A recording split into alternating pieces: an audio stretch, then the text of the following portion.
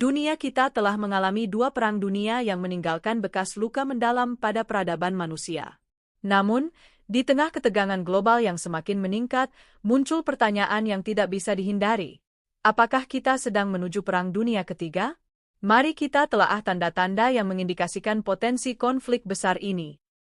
Ketegangan geopolitik yang meningkat. Pertama, mari kita lihat ketegangan geopolitik. Dunia saat ini menghadapi konflik yang melibatkan negara-negara besar seperti Amerika Serikat, Rusia, dan China. Perang di Ukraina telah menjadi salah satu fokus utama, dengan Rusia menunjukkan kekuatannya dan NATO semakin aktif di Eropa Timur. Di sisi lain, ketegangan di Laut Cina Selatan antara China dan sekutunya seperti Taiwan, serta negara-negara ASEAN, semakin menambah kecemasan global. Belum lagi, retorika keras antara Amerika Serikat dan China tentang dominasi teknologi dan ekonomi. Persaingan ini tidak hanya ekonomi, tetapi juga militer, dengan kedua negara terus mengembangkan senjata canggih yang dapat mengubah jalannya perang di masa depan. Perlombaan senjata dan inovasi teknologi militer. Kedua, kita melihat perlombaan senjata yang semakin intens. Negara-negara besar menginvestasikan triliunan dolar dalam teknologi militer. Senjata hipersonik, kecerdasan buatan dalam militer, dan bahkan robot otonom kini menjadi bagian dari perlengkapan tempur modern. Tidak hanya itu, nuklir kembali menjadi ancaman nyata. Negara-negara seperti Rusia, Amerika Serikat, dan Korea Utara secara aktif menunjukkan kekuatan nuklir mereka. Apa yang membuat ini lebih mengkhawatirkan adalah ketidakseimbangan kekuatan. Negara-negara kecil atau berkembang mungkin merasa terancam dan akhirnya terlibat dalam perlombaan ini, menciptakan ketidakstabilan global yang lebih besar. Konflik ekonomi global. Ekonomi seringkali menjadi katalisator perang besar. Saat ini, kita melihat perang dagang antara Amerika Serikat dan China yang terus memanas. Sanksi ekonomi terhadap Rusia akibat perang di Ukraina telah mengguncang pasar global, memicu kenaikan harga energi, dan menekan negara-negara berkembang. Tidak hanya itu, krisis pangan dan perubahan iklim memperburuk situasi. Dengan sumber daya yang semakin langka, konflik atas distribusi pangan, air, dan energi bisa menjadi alasan utama pecahnya perang global. Ketegangan ideologis dan nasionalisme ekstrim.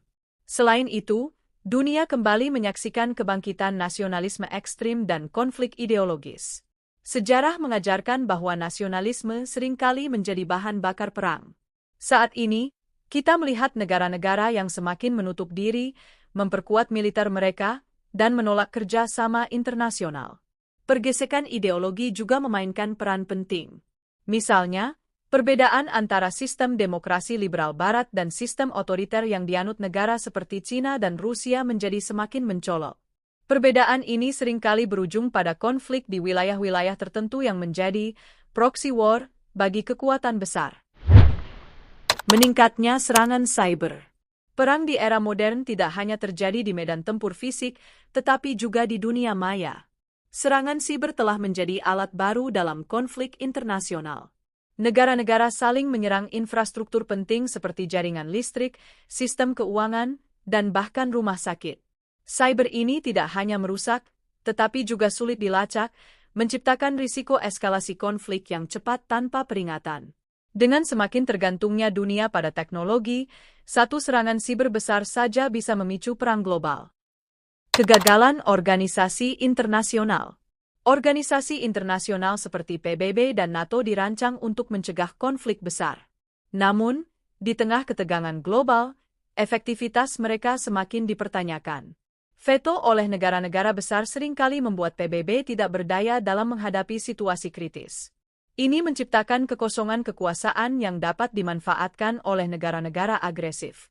Ketika sistem internasional gagal memberikan solusi damai, risiko konflik meningkat drastis. Dunia seolah kembali ke era sebelum Perang Dunia Pertama, di mana aliansi dan kepentingan nasional mendominasi, dan percikan kecil saja bisa memicu perang besar. Jadi, apakah Perang Dunia Ketiga benar-benar tak terhindarkan? Tanda-tandanya memang mengkhawatirkan, tetapi sejarah juga menunjukkan bahwa diplomasi dan kerjasama bisa mencegah bencana. Tantangan kita sebagai manusia adalah belajar dari masa lalu, memahami bahaya yang mengintai, dan bekerja keras untuk memastikan bahwa konflik besar seperti itu tidak pernah terjadi lagi. Karena satu hal yang pasti, di era senjata nuklir dan teknologi modern, Perang Dunia Ketiga bukan hanya perang fisik, tetapi mungkin akhir dari kemanusiaan itu sendiri.